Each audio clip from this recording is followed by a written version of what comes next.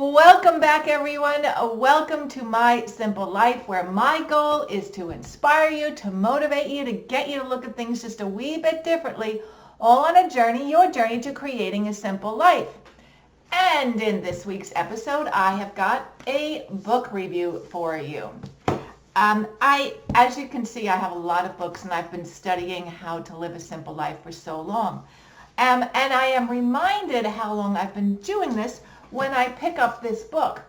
It's called The Simplicity Reader. I hope you can see that.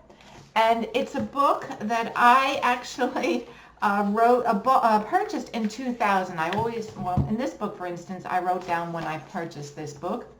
And the book was copyrighted just 2 years previous, so it was relatively new when I purchased it, probably at Barnes & Noble's. And it has different sections in this book about how to live a simple life. And at the time, that was really, really something out of the ordinary, because everyone was all getting ready for the turn of the century, and it was all hype, hype, hype. And this book caught my attention because it really was the opposite of what was going on around me. And I was really searching for this. And I think maybe this is where the journey started. Sometimes I think yes, sometimes I think no, it doesn't really matter. But the inside cover of this book says, it's written by a woman by the name of Elaine St. And it says, 100 ways to slow down and enjoy the things that really matter. Well, that caught me. That's exactly what I was trying to do and continue to do 20 years later. The book, let me read the book's chapters for you, and then I want to point something out, which I'm hoping will give you a giggle. And then when you stop laughing, maybe you'll really take on the message. And that's the whole purpose of this video. So the book chapters are your household, your lifestyle, your finances, which is something I haven't talked about, but it's really part of my simple life. It talks about your job, your health, and your personal life. And a lot of this content can be applied to the 21st century, in just different forms. And it's actually quite amusing to read this book because things really have changed. The point that I want to talk to you about is one of the things that the author, Elaine St. advises the reader to do to slow down is to, and I quote, get rid of your car phone.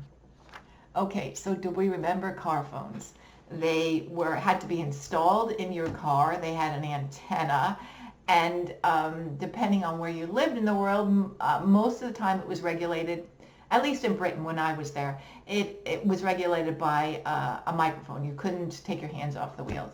But everyone, it was a new phenomenon, and a lot of salespeople, which I was at the time, had these car phones. But the author says, no, don't be tempted. And she notes that a lot of people have been tempted and are buying them because the price is coming down. But she also points out that they can be a hazardous thing. And so you have to be careful when you're driving. Now, I understand, and of course you do, that the car phone that we were used to 20 years ago, even longer than that, I think, is completely different than what we use now. It's been really replaced by the smartphone, which is essentially just a small computer that we carry around with us and that many of us are attached to, sadly. But the point of this chapter that I'm going to read to you about car phones is the following, and I'll just read directly from what she wrote. She says there is a sheer lunacy of committing ourselves to yet again doing at least two things at the same time. Have we really gotten that busy? Hello? Yeah, that is so true. And in some cases, we're doing more than two things at one time. And my thoughts are, when you do more than one thing at one time, you do all the other things, the 2 or 3 or 4 things that you're doing at the same time, in not an effective way, because your mind is not focused. And so I think there's great value in this book and in this statement. And I think we really, really need to consider and evaluate the time that we spend on our smartphone, this little old thing here, which is truly amazing that technology is there, but is it distracting and taking away from other areas of our lives?